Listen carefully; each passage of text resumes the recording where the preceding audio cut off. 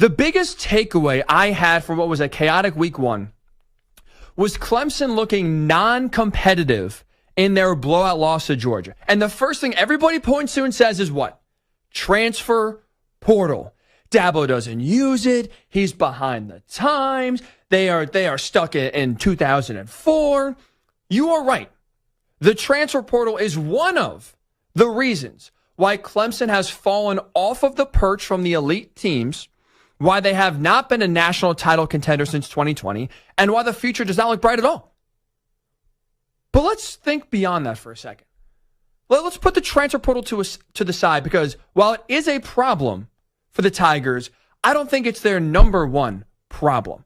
If we think bigger than just the transfer portal, the biggest reason why Clemson right now is on a backslide and why they are no longer considered one of the elite teams and sliding down that scale is because of their head coach, Dabo Swinney. He's the biggest problem right now with Clemson because what he is at this point is an average coach. He is no longer elite. I can't even call him right now a good coach because you want to know why? A good coach wouldn't consistently waste this much talent on offense. Did you watch any of the game yesterday? You didn't have to see much. Whether it was a drive, a quarter, a half, it didn't matter. Clemson's offense was a JV offense on Saturday. It was hard to watch. I mean, we're talking about what should be one of the top teams in the country gain a total of 188 yards in the game. The execution was poor. The play calling was insanely conservative. And the thing I keep coming back to is, it's not like Clemson doesn't have talent on offense. Cade Klubnik, their starting quarterback, was the number 2 quarterback in his recruiting class. Clemson, the last 4 years, has had a top 11 recruiting class. They have talent. They have a lot of it. They can't execute. They can't put it together. And the biggest reason is because there's no development going on. Clemson doesn't have a talent problem. They have a coaching problem. And that, to me, falls squarely on the shoulders of Dabo Swinney. I mean, there's no reason right now in the year of our Lord 2024 where we should watch a former 5-star quarterback in a game average just 4.9 yards per pass attempt that Klubnik did yesterday. That is embarrassing. Again, I used it before, I'll say it again. That's a JV-style offense. This is on Dabo because this is now not the first time he has squandered a 5-star quarterback. Go back to the last big name, big-time hyped quarterback recruit that came to Death Valley, DJ Uiagalelei. I understand DJU, right, who was highly touted coming out of high school in California, has not panned out to what we thought. But did you watch him at all at Oregon State last year? Because he looked a whole hell of a lot better with the Beavers than he did at any point in his Clemson career. That is on Dabo. I mean, Dabo made DJU look like DJPU. That's on him. You can't consistently make these 5-star quarterbacks look like they're 2-star guys. Dabo does not have a problem getting talent to town. His problem is developing the talent. That, to me, is a bigger problem than how he feels about NIL and how he refuses to use the transfer portal. That's why, for me, beyond just the transfer portal and some of the changes in college football, Clemson's biggest problem right now is their head coach. And it had me thinking. Take a step just, beyond yesterday. Look at the program overall. Clemson's best stretch they've had in 40, 50 years, right, was from 2015 to 2020. In that 6-year stretch, they won 2 national titles and went to 4 national championship games. In that stretch, though, they also were led by Deshaun Watson and Trevor Lawrence, 2 of the greatest quarterbacks we've seen in modern college football. So it had me wondering and thinking here, Clemson was a good team, but nowhere near elite before those 2 quarterbacks got to town. And since they have been nowhere near elite since those 2 guys left, are we sure Dabo's a good coach?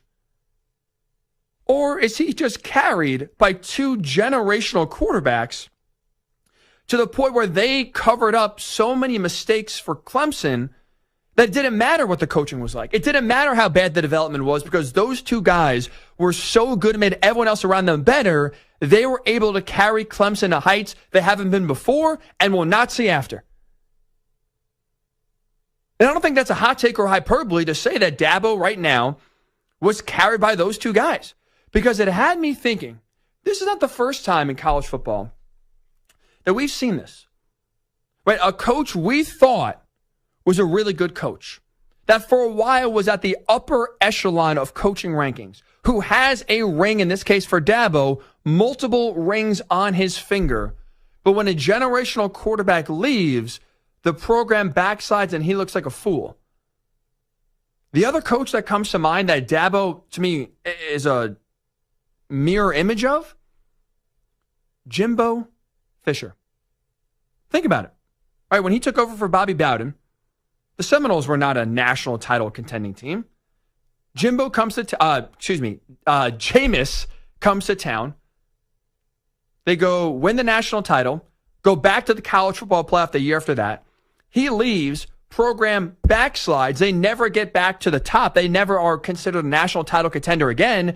He goes to Texas A&M as a complete flameout with no quarterback, can't develop anybody, and now he's one of the laughing stocks of the sport.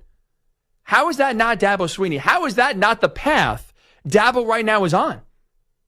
Where once Trevor Lawrence graduated, you were looking at a fool who has talent, can't develop it, can't figure anything out, who makes a fool of himself in press conferences, who just continues to double, triple, quadruple down on how he thinks college football should be played, despite the fact that is not how in the day of 2024, that's how the game is played and won. Doesn't that not reminisce or remind you right now of what we've seen with Jimbo over the years? Dabo is average. He is definitely not an elite coach. He is not even a good coach anymore. And that is the biggest reason why we are seeing Clemson backslide and now get embarrassed when they play these elite teams. They yesterday didn't even look like a fair fight. I saw Idaho yesterday give Oregon on the road a bigger run for their money than Clemson gave Georgia. Idaho was more competitive in their game than Clemson was against Georgia. That is problematic. That, first and foremost, is on Dabo Swinney. Dabo, after the game, to his credit at least, did take ownership on the blowout loss to Georgia. Yeah, just really disappointed. And biggest thing is, when you don't finish. Again, I've talked a lot about it, and I thought we did some good things in the first half. There'll be some things on tape, but you got to play 4 quarters, and we didn't do that. So biggest thing is, that's when you get beat like that. That's on the head coach. That's on me. So it's just complete ownership of just an absolute crap second half. It was an absolute crap second half. It was an absolute crap game. I mean, the only reason why the first half wasn't crap was because the defense played well and kept you in it. The offense was crap from the beginning, and it's been crap for years now.